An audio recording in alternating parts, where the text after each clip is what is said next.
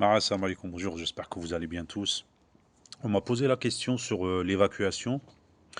Donc c'est vrai que j'ai pas encore parlé d'évacuation. Là aujourd'hui, je vais faire vite et on va faire une comparaison entre l'évacuation dans l'ERP et l'IGH. En gros, l'évacuation dans les ERP, les établissements recevant du public, c'est diriger le public ou les occupants vers les essais de secours les plus proches pour les cheminer vers l'extérieur, vers un point de rassemblement. En IGH, c'est le même principe, hein, c'est évacuer le public, c'est le cheminer vers l'extérieur aussi, mais c'est pas de la même manière. En ERP se fait en une seule étape, en IGH se fait en deux étapes. On évacue le public vers le compartiment qui est en dessous, ensuite vers l'extérieur. Et pour faire cette tâche, donc il faut une équipe. En ERP, on a les guides fils, les serre-fils et un chef. En IGH, on a quand même une équipe de 5 personnes dans chaque compartiment. En ERP, ça peut être le personnel désigné, comme ça peut être le PC de sécurité. Donc en ERP ou en IGH, c'est le même principe. Le guide file, ils se mettent devant les essais de secours et incitent les gens à les prendre. Le serre-fil, c'est l'équipe qui vérifie les locaux et être sûr que tout le monde a évacué. On a le chef à qui on rend de compte.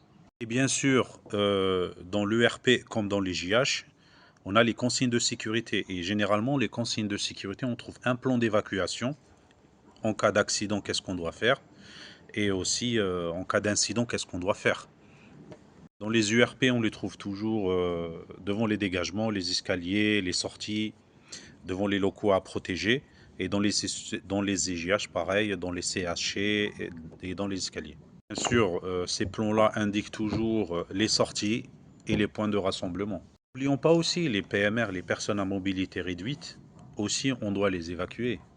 Bien sûr, les personnes à mobilité réduite, les PMR, on ne peut pas les évacuer directement, notamment lorsqu'ils sont à l'étage. Donc on les place dans les espaces d'attente sécurisés, les EAS.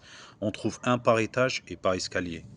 N'oublions pas dans les URP type U, type J, l'évacuation se fait aussi en translation. Donc c'est un transfert d'un compartiment sinistré à un compartiment non sinistré. Donc c'est une autre sorte d'évacuation.